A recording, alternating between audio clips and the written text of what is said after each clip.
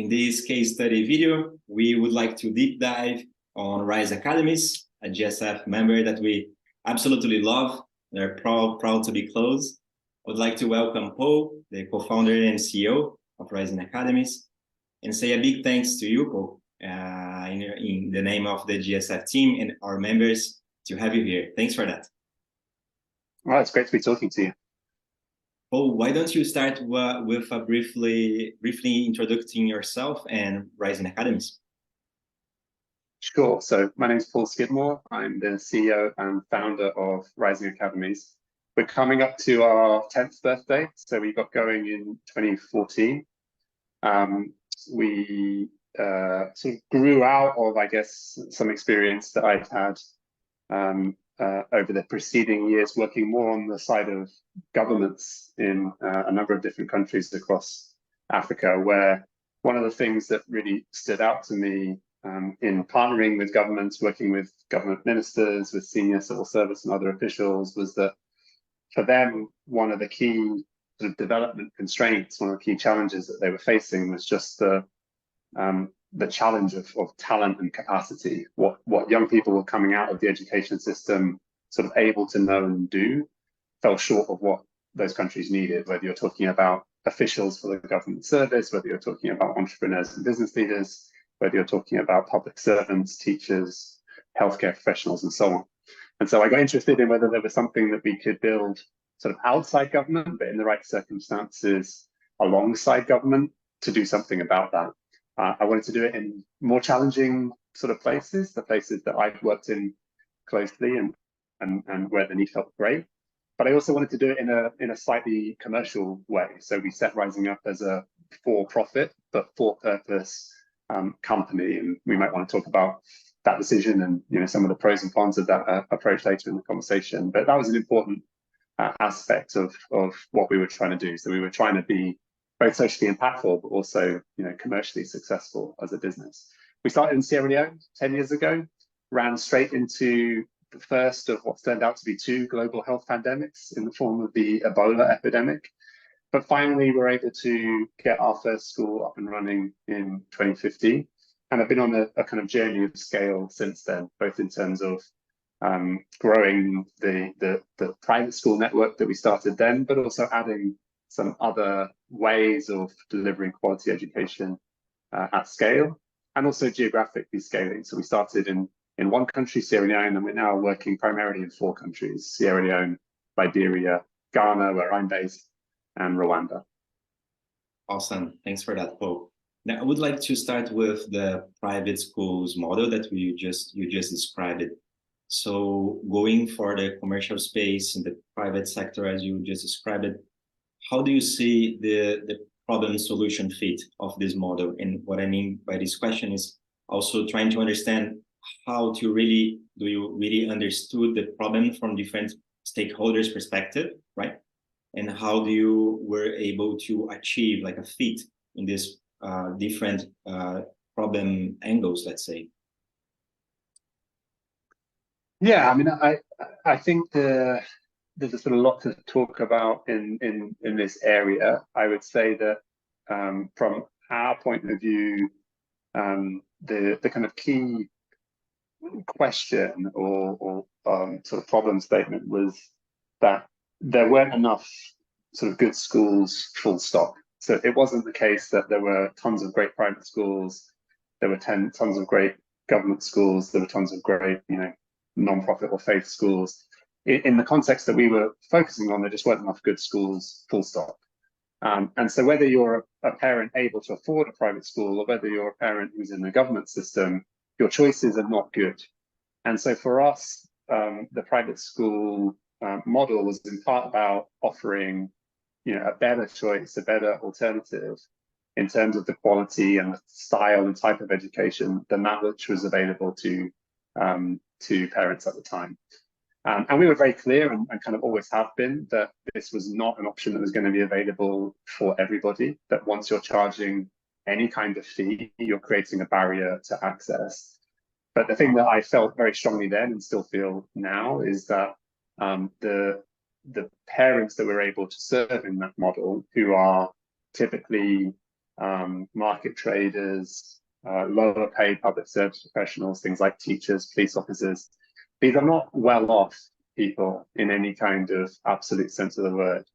And so they deserve a better quality of education as much as kind of anyone else does. So that was what we were kind of trying to do, is kind of meet that gap.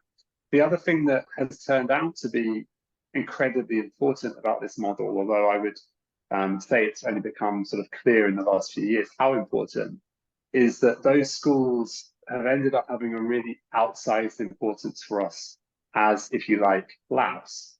So because we are fully in control of those schools, they're our sites, they're 100% staffed by our staff. It's our relationships with parents directly. It's so much more straightforward to build and test new things, whether that's on the curriculum side or teacher development or on technology in those schools, to then potentially go and scale them, not just within those schools, but in some of the other channels, which we'll talk about later. So I'll work in government schools as well as I'll work selling edtech solutions to the wider sector. So the schools today, I think, have a sort of dual function. One, they're offering an alternative to the parents who want to choose that kind of a school for their kids and are able to afford it. But they're also acting as our kind of version of the Impact at Scale labs. They're acting as our sandboxes, our places to test things and then go on to scale them elsewhere. Great. That's awesome. Thanks for that. So moving to this next or second model that you just mentioned about government partnerships, I'd like to ask two questions in one, right? The first one is, what are the levers you can understand from the private schools? So this kind of sandbox, what are kind of these differentials, the levers that you can see here that you want to extrapolate working with the public schools, let's say? And the second question is, how was that new space for you in terms of new challenges? What are the main differences in order to operate with government partnerships? Yeah, so we sort of, I guess, have had the opportunity, although it's an ongoing process. I don't want to say it's even finished now, 10 years down the line, but we'd had the opportunity to develop a kind of V1 of our academic model that was based on three pretty simple ideas. Great content for every lesson in the form of detailed lesson guides for our teachers, great coaching for every teacher, and then rapid feedback and data for every school. And that was kind of the model that seemed to be working for us in our private schools. And essentially that's the model that we have applied in our work with governments. We're now working in about 5 different government partnerships across the 4 countries that we're in. The exact nature of those partnerships varies a little bit depending on the design of the program. But broadly speaking, they're about taking that set of ideas into government schools. Now, the big difference is that in every single one of these programs, the buildings are not rising buildings. So these aren't partnerships where we've kind of set up the schools ourselves. We're going into existing schools. And we're working with the staff that we find there, with the government teachers who are on the payroll in those schools. And when we first set out in this journey to doing government work, that was a concern for us, to be very honest. It felt like a risk that we would be on the hook for the outcomes of these schools, but we didn't have one of the key levers, which was the ability to decide who the staff actually working in these schools were. We had some, in some of the programs, we had some, I would say, kind of room for maneuver, but it was very modest. We definitely didn't have what you would call sort of hiring and firing capabilities. And I think for us, one of the huge positive surprises in some senses has been how much still cuts across and how relatively unimportant that lever has been.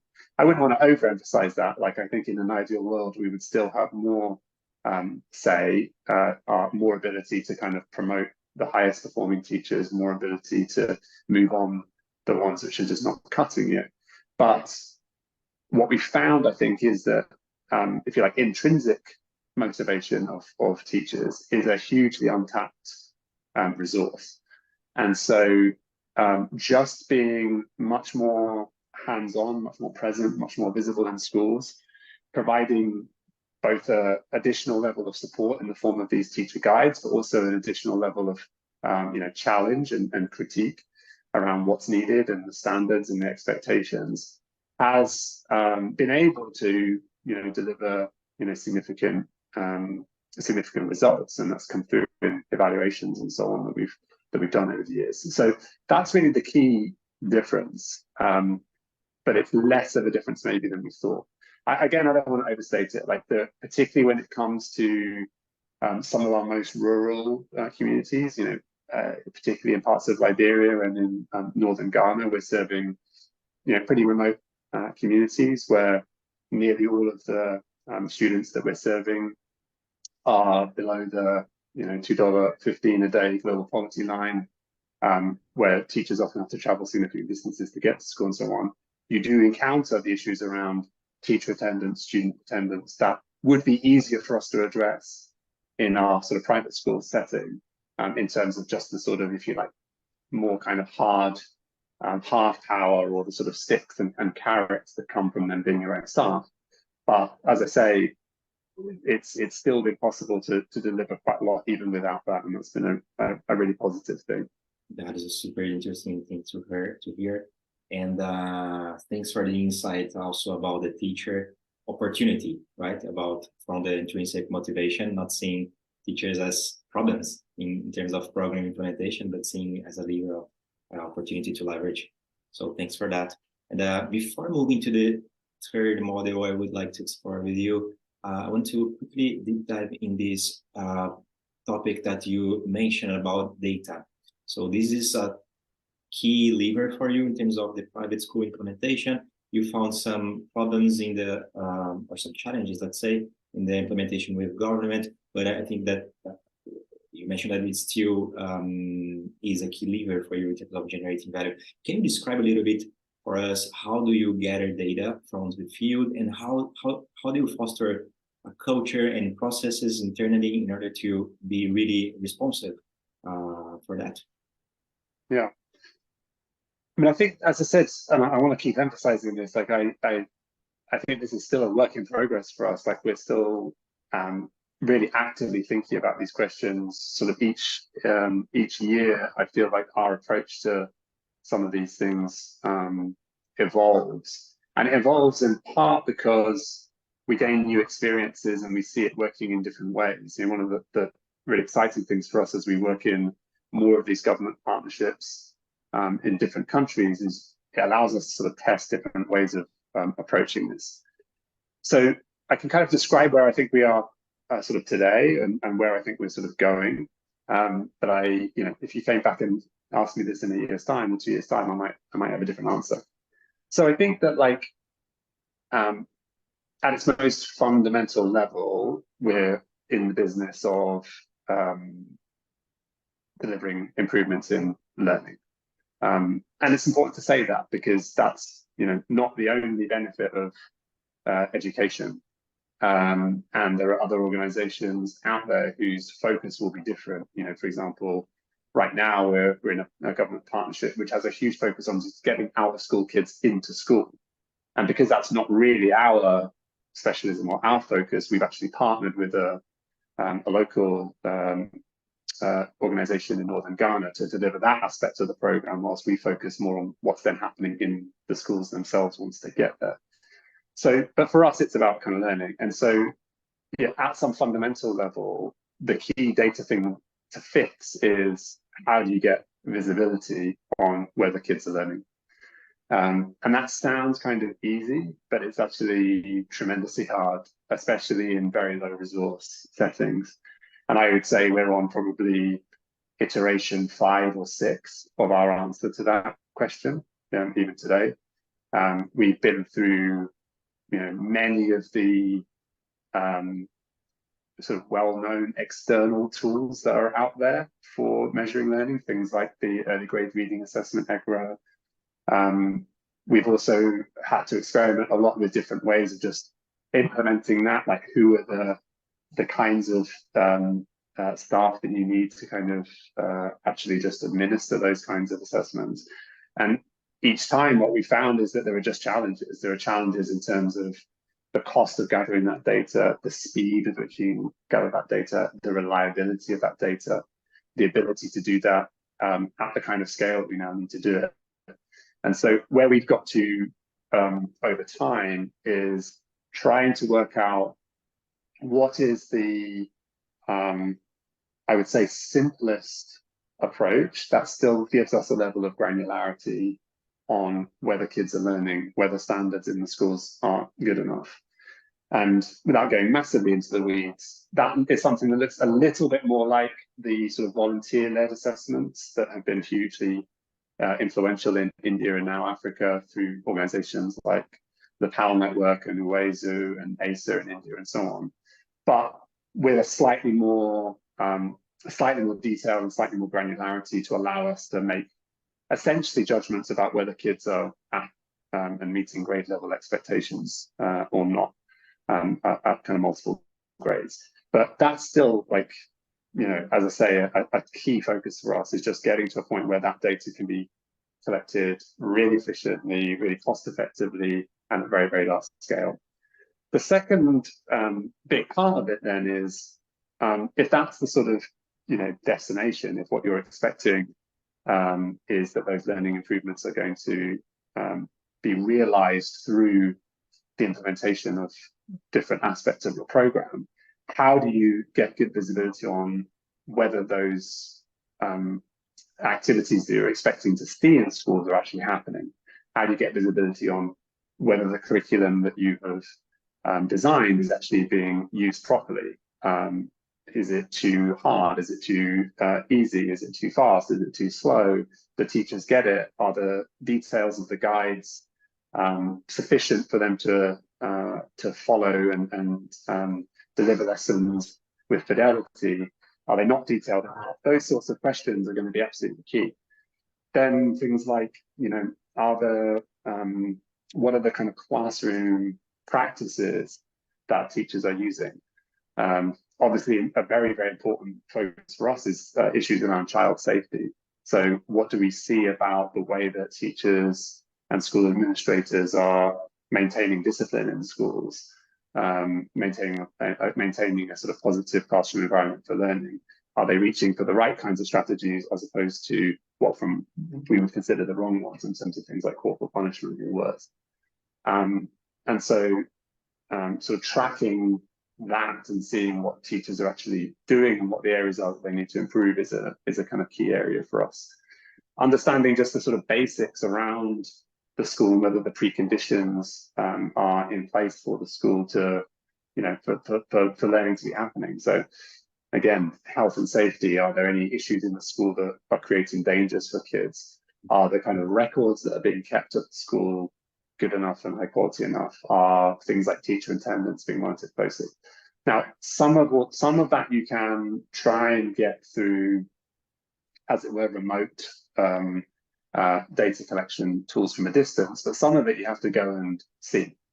And so for us, a field team of some kind that is going into schools reasonably regularly and has a sort of structure around what it is that they're looking for when they visit those schools has been an important aspect of our model. And we use some pretty simple but powerful tech to kind of enable those visits and to make sure that the data is collected in an efficient and simple way. But there is an extent to which you have to go and see it with your own eyes. And again, I would say part of the journey that we've been on is trying to work through what are the things that we can reliably get in terms of data from that kind of first person experience, and what are the kinds of things where actually it's better to rely on, if you like, more I don't want to say more objective, that's not quite the right word, but you know, measures that aren't based on the judgment of the individual teams that are visiting schools. That's awesome, Paul. Thanks for this description. And also this highlights on learning, not mainly data itself, but learning and gaining visibility in different ways and trying to iterate here in order to better have this kind of dashboard or kind of data gathering tools most suited for your model. Thanks for that. Well, I would like to move to our third and last model. And before that, I would like just to describe a little bit how we are approaching at Impact at Scale Labs, the Scale readiness reflection. We use a tool called DVF assessment, standing for desirability, viability, and feasibility. And basically, we invite entrepreneurs and leadership to understand their organizations in a holistic view, understanding how to become more scale ready, but also how to prioritize the next step, because you also have a lot of things to do, a lot of things to work on, but you have also this reflection about what is my next step, what are my priorities, right? So as we move to this third model, in terms of your ed tech product, I would like again to put two questions here in one, which is the first, just to describe a little bit your tech vision and why you enter in this space. And the second one is this question about prioritizing. Like when did you start working on that, and how do you are dealing with these three models in parallel inside the same organization? Yeah. So I'll sort of start with kind of how it came to be, and then I think kind of the other questions will sort of flow from that. I mean, we from quite early on, we had people coming to us saying, we've seen that you seem to be doing quite a nice job, and it's based on seemingly some of these solutions and tools and content that you have. Is there a way for us to access that on some sort of licensing or subscription basis? And so fairly early on, we had kind of partnerships where someone would access some portion of our curriculum, or they would contract with us to get some curriculum, but also some teacher training, or in some cases a relatively full-on model where they were essentially asking us to do for their schools something similar to what we were doing in these government schools. That's to say, their schools, their people, but our kind of tools and us providing a sort of oversight of their work. That was still very small scale though, and what was kind of a key moment for us, as obviously it was for essentially everybody in the world, was COVID. So when COVID hit, I think we were in a somewhat unusual position because, as I said at the start of the conversation, we had some experience with pandemic-driven school closures, because we got started just at the point that Ebola hit Sierra Leone, and so we had some idea of kind of what it would mean, what it would be like to try and deliver a distance learning solution in a very low resource setting where online, laptop or iPad or other internet heavy solutions or device heavy solutions are not going to be appropriate. And more to the point, lots of other people out there sort of didn't have that experience and were sort of desperately looking around to see who they could talk to and get some advice on. And so we moved very quickly to develop this thing called Rising on Air. GSF was obviously a huge supporter of that and helped kind of disseminate it, which was a distance learning program for radio based on a sort of 20-week curriculum for language arts and maths across a number of different sort of age levels or kind of grade groupings. And that was an emergency response. We put that out there as a Creative Commons, open source set of content that people could do whatever they wanted with to meet their own needs. But we were really struck that it just got huge sort of take up and interest from all around the world. We have organizations in Nepal and the Philippines and Pakistan, a whole series of countries where we had never had any footprint, had no relationships, no engagement, were saying to us, this content is valuable. And many of those organizations were then saying to us, when this is all over, let's talk about what it could look like to work together in as it were, more normal times. And so that really was a light bulb moment for us in terms of saying, the tools and solutions that we have been building in our own schools to meet the needs of our own teachers, school leaders, students, have a relevance and applicability outside those schools. And they have a relevance and applicability even if we aren't the ones, as we are typically in these government programs, that are then going and actually helping implement them. So how do we sort of invest in a digital transformation of what we do that not only helps us in terms of our existing programs and delivery do what we do better and more cost effectively and at larger scale, faster and so on, but also make it easier for other people to access that on a, as it were, a subscription basis wherever they are.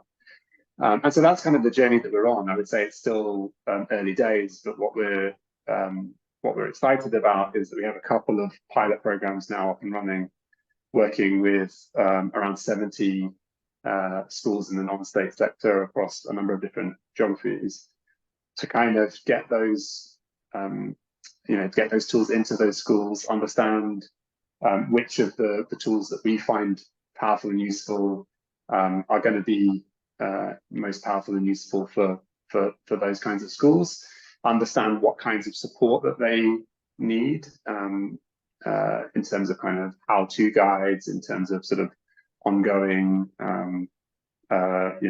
sort of customer support, if you like.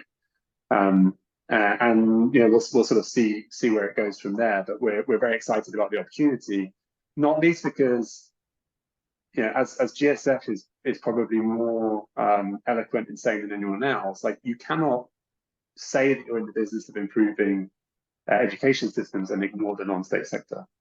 It's such an enormous part of the educational experience in basically every country, and we have to find ways to improve the quality of those schools, because as we know from the data, typically the quality is still not where it should be in terms of the needs of students. So for us, it's again a really exciting way to blend those two objectives around. There's a commercial opportunity here because this is a huge untapped market, but there is also a huge social need, because if we don't improve the quality of those schools, those students are going to get left behind. That's awesome, Paul. It's super interesting to see how these three models evolved over time in a super organic way, complementing each other, I can say, and it was evolving over time, right? So it was super interesting to see and matching with this reflection about priorities and what to really focus on to in the short term in order to have a functioning model, gathering data from that, and then building others from this one. Well, we arrive at the end of our study here, Paul, and I would like to thank you again a lot because of your availability and joining us in this episode. And for those that are listening to us, if you haven't taken yet this DVF assessment I just described, we strongly recommend taking that. It can help you having this holistic view of your scale readiness and your organization, and better reflecting about priorities and next strategic steps. If it's refining a model, if it's building stronger data mechanisms, or even building next models upon your first. So yeah, Global Schools Forum is with you in your journey to scale. For additional strategy tools and inspiring case studies like this one, visit please the Scale Toolkit website and stay tuned. See you on the journey. Paul, again, thanks so much for being here with us. Thanks for having us.